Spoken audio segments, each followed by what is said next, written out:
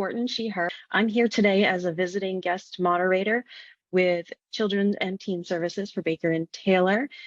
We are kicking off TeenTober with author Elizabeth Lim, and I'm a little nervous because I'm a little fangirling right now. You can't see them because we blurred our backgrounds, but I have all of your books lined up behind me. Thank you. So you're here today to talk about your newest book, which I am very excited about. The cover is gorgeous. Oh, there we go. Okay. And I've got a few fun questions to ask. Thank you so much, Dani, for hosting this today. I'm really excited. As you mentioned, I'm Elizabeth Lim. I am the author of Six Crimson Cranes, which I'm going to take out of the blurred. This is the first book in the duology, and this one is The Dragon's Promise, which is the sequel and the conclusion. And yeah, I'm really excited to talk to you about writing and all things books today. Can you tell us a little bit about how you became a writer and your really interesting career path? Yes, so I'm actually really surprised myself that I became a writer. I really enjoyed reading from a young age. And I actually started off by writing fan fiction. And I remember in third grade, we had to write stories just to practice our writing. And I wrote a Sweet Valley fanfic that I still remember, and I think my parents kept somewhere, but that was always very appealing to me to continue stories from my favorite book series. And so later on, when I was older, I did some Sailor Moon fanfics that I actually posted online, but they're gone, in Star Wars fanfic. And that was really the extent of my writing for a really long time. I didn't ever think that I would try to become an author because it just seemed way too hard to get published. I was actually a really serious musician, and my dream was to write music for movies and video games and TV. So writing was a way for me to understand narrative and to understand storytelling so that I could be a better composer. But it was just really weird. When I was in grad school for music, I decided to pick up writing again and try writing my own novels, and then eventually I just spent so much time working on these novels that I was I'm going to try to get it published. And of course I got hundreds and hundreds of rejections, but that actually kind of motivated me to try harder. So it was weird. And that's kind of how I ended up here. It's a really wild journey. So totally honestly here, I went and creeped on your bio a little bit, and I saw that you have also composed music for video games.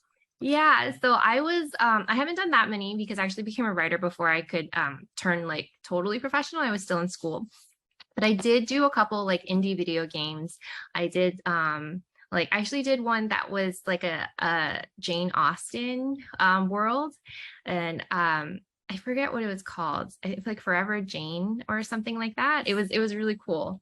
You could basically be one of the characters in a Jane Austen-esque world, and I got to write ballroom music and stuff. I also did a game called Cloudberry Kingdom, which was a platforming sort of like Mario, but way more intense. And I did a Japanese RPG, which I don't know whether it's still released. Games take forever to make. So even though I haven't composed in years, I don't actually know if this game is out yet.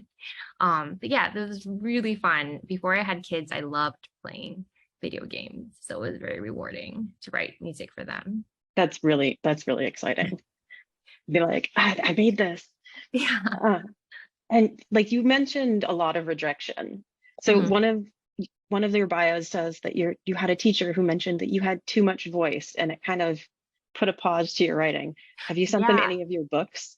Well, that was actually my fifth grade teacher. So I've lost contact with her, unfortunately. But I've never forgotten that she said that. So it was always in the back of my head, because I was and she was also oh, you can't start a sentence with but or and. And I remembered that for a really long time. I guess she was teaching me to write essays. And I was oh, but then one of the really cool things I found about creative writing was you can break all these rules, and you should have voice, and you should sound like you're having a conversation with people in dialogue. So it was kind of in my head, I was haha, I don't know you anymore, but I get to break all your rules. So where do you get some of the inspiration for your stories? So it's really been all over the place. With my first book, Spin the Dawn, which is about fashion, like Chinese fashion. I was actually inspired by an exhibit that came to the Metropolitan Museum a few years ago by Guo Pei, who's a like really amazing Chinese fashion designer. She'll make dresses out of like porcelain plates, and like she'll do these embroidered pieces that take tens of thousands of hours, and they're just like really amazing. And I remember seeing this dress of hers on display of like just completely gold embroidered, and it was just the pieces of the skirt unfolded like lotus blossoms. And to me, it just really looked like the sun. And so I was really inspired by that piece, even though I didn't know it at the time. At the time, I wasn't a writer, but I remembered. And when I started writing Spin the Dawn, I was like, oh, that really looks like the sun. And it reminded me of this fairy tale that I used to love. It has many different names, but one of the most popular is Donkey Skin. And it's about a princess who receives these dresses of the sun and the moon and the stars, and also a fur coat, but I deleted the fur coat. And so that was inspiration. I take inspiration from a lot of things, I guess, like things that I randomly see, like my favorite fairy tales and folk tales. I just try to write things that I like. So I like food. I like looking at fashion. I like my family. So those tend to be like themes in my books.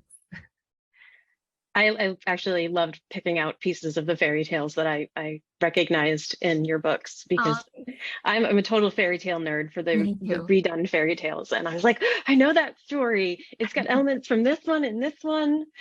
And I'm glad. just the way everything was woven together was awesome. Thank you. But a lot of your books kind of lean towards fantasy. Why fantasy? Is it that same fairy tale tie-in, or? Yeah. I think that's what I read the most when I was a kid. So it's like always what has stuck with me and what I feel very comfortable writing. When I first started writing, actually, I wrote chick lit, so totally different. And I would love to go back to that one day. But I don't know. Somehow I just like I did not a 180, but I kind of changed my path as a writer and decided to write fantasy because, like I said, it's what I grew up reading. It's what I felt very comfortable reading and very interested in when I was a kid. Like I always searched for the female authors on the bookshelves. Back then we didn't have young adults, so I went straight to the adult fantasy section, and just like it was just really cool for me to read stories about like young women growing up and like finding themselves through magic or adventure or whatnot. And I was like, well, my life is pretty boring, so I'm just gonna imagine that I have these powers and like can fight these monsters. Yeah, it's very cool. Like your characters all have a real voice. They all have insecurities, and they're not the perfect Mary Sue's, which is something I like as a reader. So when you're writing, do you have a favorite snack?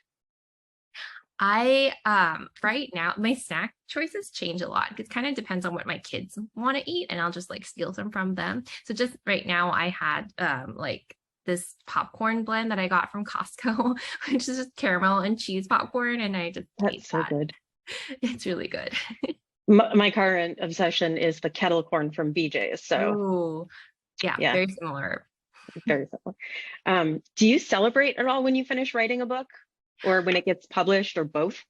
I feel like a book is never really finished, even after it's published, because I one of the things like, I mean, I do celebrate mostly by taking a break and like allowing myself to watch more, like just binge on a TV show, or like, I don't know, drink a glass of Prosecco or something. Nothing super exciting. But I do often feel that a book is never finished. So after it's published, I try not to read it again, because when I do, I find things that I want to change, and it's very frustrating because I'm like, oh, I can't anymore. I can see that, because I've been told to just stop writing things or stop with the program because it's done and it's due tomorrow. So I can empathize with that. So what TV shows do you binge watch? I actually Nothing at the moment. My husband and I were watching Sandman. We were also watching like some Korean dramas. And I was like, my mom is visiting, so I was kind of like peering over her shoulder and watching a Chinese drama with her. But I haven't really binged anything recently. So I'm looking forward to finding something good. We haven't started Sandman yet. Oh yeah. My partner is not into fantasy at Oh, all. So I've been like, really nervous about getting her into it, but I'm like, God, I love Sandman and Neil Gaiman. yeah. I feel like so far it's been a good combination of like real world and fantasy. Yeah. So, We couldn't get into Good Omens with her. oh, So okay. I haven't seen that one. yeah, David Tennant is amazing. Okay, okay. I'll have to add it to my Yeah. list. But yeah, thank you. Um, so if you were to go back to writing fanfic today, what would your subject be? What would you write fanfic about? So actually, I kind of feel like I do write official fanfic in a way for Disney, with the Twisted Tales. And that, I have one of those. yes, yes. So I really like, I grew up as a huge Disney fan. So actually writing for the Disney universe was one of my dreams. As well as I guess Star Wars too. Like I still have fond memories of the classic trilogy. Um, but yeah, like I don't know, like writing for the Twisted Tales has really fulfilled something like in me.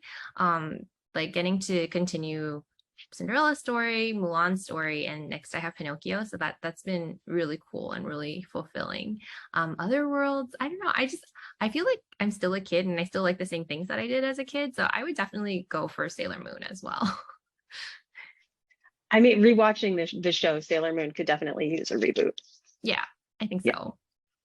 Um, so what else? What else are some of your favorites? What's your favorite book or author right now? My favorite book or author. I don't really have a favorite. I think I tend to go back to like I try to, so it's really hard for me actually to read fantasy when I'm writing fantasy. So I end up reading like a lot of nonfiction, a lot of historical fiction, just like anything other than what I'm writing. But let's see. When I was growing up, I really, really loved Juliette Marillier, who wrote a similar, like she wrote The Daughter of the Forest, which is also based on the same fairy tale as Six Crimson Cranes. It's based on the Wild Swans fairy tale. So it's about a girl whose brothers are turned into swans and they have to like deal with their stepmother. It's like it's very different from Six Crimson Cranes in many ways, but I remember reading it as a kid and like it was the first book I'd seen with that fairy tale as the base. So I've always loved it. I've always loved just like folktale, like folklore and folktale based mythology. So she was a big favorite of mine. Yeah. Yeah. And there, do you have any favorites right now? Uh, right now, I got stuck on some of the book talk Oh, TikTok. So I'm reading about blue aliens right now, and we're not going to oh, get into okay. those. I read that during the pandemic. It was very fun. They're so much fun. I liked that how you kind of flipped the Wild Swans fairy tale, though. I don't want to ruin it for anybody, so I'm not gonna. But I liked how you put your own spin on it, and it was completely different from all of the other fairy swan stories. Oh, thank you. It's really like I was reading it and I'm like, oh, it's just gonna be like one of my favorite fairy tales, whatever. And then like as it went on and the story grew and got more depth to it, I was like, this is not the same. And I just made my coworker Kate read it. So Oh, and related to my coworker Kate, on your bio for Six Crimson Cranes, it says you love arepas. Where was the best arepa you've ever eaten? so I think the best one that I've eaten was probably like the first one because it's like the first time I had it. So there was this place in New York City that was really popular when I first moved here called Caracas. And they would just have like arepas with like so many different flavors. There's a really popular one with plantains and beef. And there was one that I really liked with cheese and avocado. It was just really delicious. And yeah, I don't think, I think one of them has gone out of business, but there's still one in Brooklyn. So I haven't been back in a while, but I definitely want to go back. So if you ever come up to Maine, weirdly, we have several really great arepa places, and Kate and I would love to have you go on an arepa tasting tour with Oh us. yeah, I would love that. Yes. Do you have a favorite like type? I do. So there's a place up here called Maze, and they are completely gluten-free, which is Hmm, great. So they make their arepas and they fill them with sautéed vegetables and like 3 pounds of guacamole and a spicy cilantro sauce. really good. It's so good. It's like as big as my head though. Okay. So but yeah, they're my favorite place. That sounds delicious. Yes. It's so good. Um, I've got a few more questions. So later on in TeenTober, there's going to be a thriller versus romance panel. Which team are you on? Team thriller or team romance? This is really easy for me. Team romance. I am kind of a wimp when it comes to like thrills and chills. But for romance, I'm like all for it. I'm like, yes, please make me cry, make me swoon. I'm there. Do you have any advice for teens and young adults who aspire to be writers? I have a lot of advice, but I guess let me just distill it to like a couple points. I'd say like one of the hardest things for me when I was aspiring to publish was definitely like the rejections. And I know you hear it from a lot of other authors, but I think it's really important to like be persistent, but to also just keep writing the new thing. Because I do think with each project, like you as an artist, as an author, like get better. And who knows, like after you sell one project, you might go back and sell the one that you wrote years ago. So I think that was something that really helped me and motivated me, because I would just fall in love with this book and be like, oh, it's the book of my heart. It's the best book I'm ever going to write, you know? But then like a few months later, I would come up with another idea, and that one would be even better. And I'd be like, okay, actually this one is even better. And like, this is the one that's gonna like get me that book deal. So I think just continuing to work on new stories like gives you new hope and like more just more tickets to put as well into the so-called publishing lottery.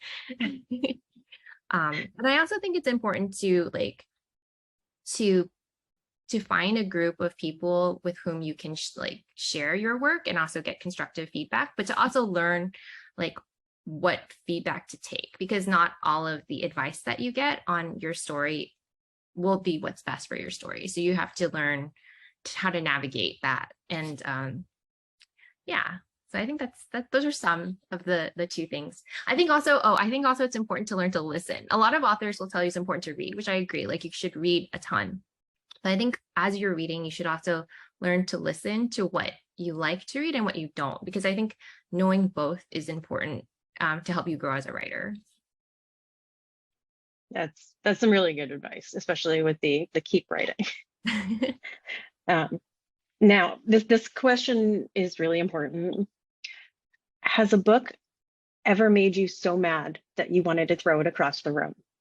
I can't think of any book recently that's done that. Maybe when I was a kid and I was like, oh, I'm gonna usually when it's a cliffhanger and I'm like, oh, I have to wait another year until the book comes out or something like that. Like, why did they do that?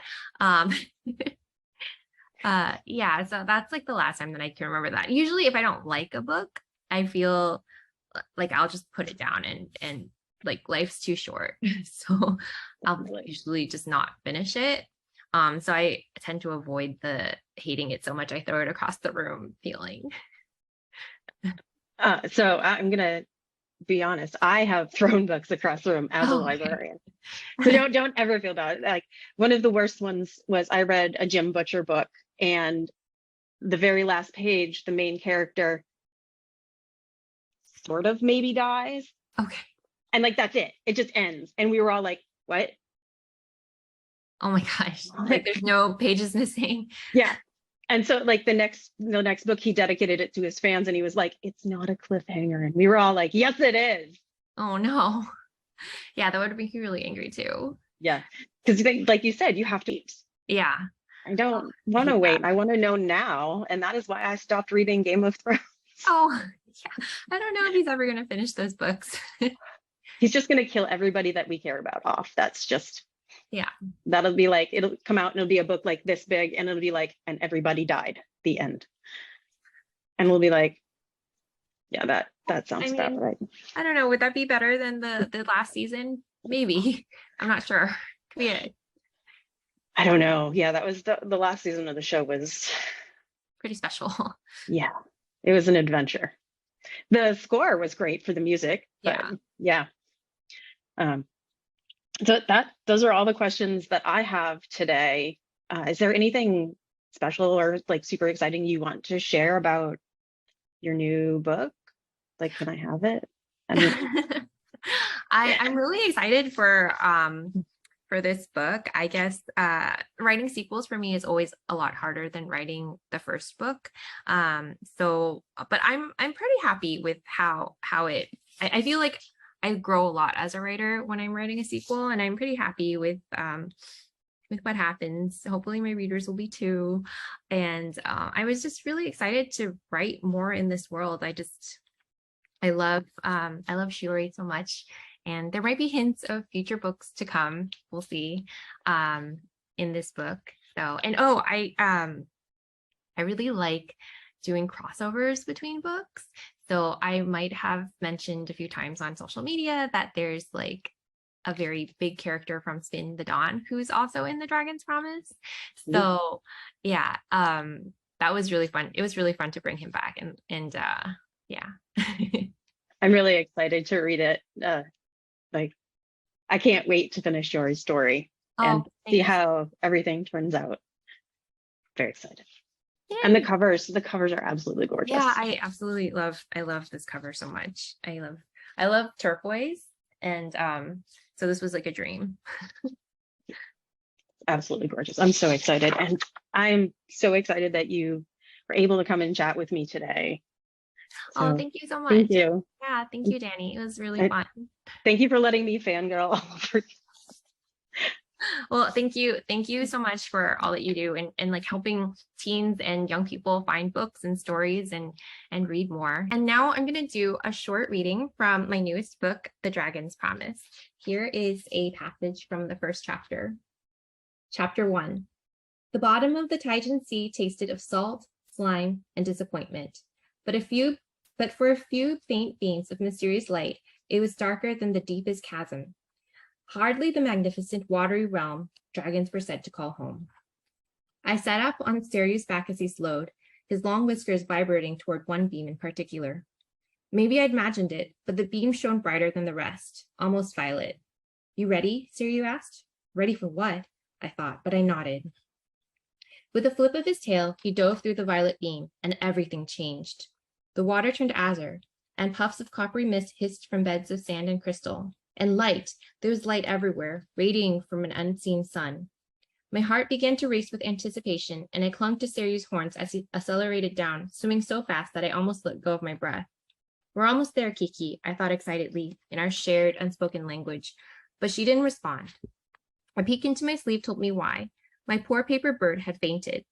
I didn't blame her. We were moving at dizzying speeds, and my head pounded like a storm when I tried to see straight.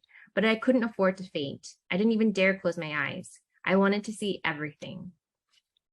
At last, we arrived at a labyrinth of bright coral reefs, fathoms below the mortal sea. Seagrass swayed in an unseen current. Dunes of white sand and gold-veined rocks dotted the grounds, and canopies of braided sea flowers formed the roofs of underwater villas. So this was Ailong, home of the dragons. It was a world few mortals would ever glimpse. At a glance, it didn't seem so different from land. In place of trees were pillars of coral, some slender and some thick, most with spiraling branches adorned with bracelets of moss. Even the way the fish glided, their tapered fins spread out like wings, reminded me of birds soaring across the sky. And yet, it was like nothing I'd ever seen. The movement of the water, constantly tossing and turning, was revealed by flashes of colors and flurries of fish. The way the seagrass tickled the fish that swept by, as if they could speak to one another. So you smirked as I drank in view. I told you you'd be dazzled. He was right, of course. I was dazzled. Then again, Ailong was meant to astound mortal eyes such as mine. That was its danger, after all. Its trap. A place so beautiful that even time held its breath. Every hour you spend here is a day lost at home, if not more, I reminded myself sharply. That time would add up quickly, and I'd been home away from my father and brothers so long I didn't want to waste a single minute. Let's go. I signaled with a kick to the dragon's long serpentine side. I'm not a horse, you know, Saryu's green eyebrows arched as he twisted to view me. Why so quiet, Shuri? You're not holding your breath, are you? When I didn't reply, he tossed me off his back and his claw shot out and pinched my nose. Out escaped a jet of bubbles, the air I'd been preciously hoarding. But great gods, I could breathe. Or at least it felt like I was breathing. The water tasted sweet instead of salty, intoxicating like a heady plum wine when I inhaled too deeply. But maybe that was because my head was still spinning. So long as you're wearing a piece of my pearl, you can breathe underwater, Saryu explained, reminding me of the glowing fragment I wore around my neck. It might not be inside your heart anymore, so we can't share thoughts, but you do know you can talk, right? Of course I know, I lied. Covering up my relief, I touched the tiny pearl. Even this deep in the sea, it shone like a bead of moonlight. And I'm gonna stop there. Thanks again so much for having me here and for hosting me. It's been I've had a wonderful time chatting with Dani, and yeah, I'm excited to get arepas with you one day.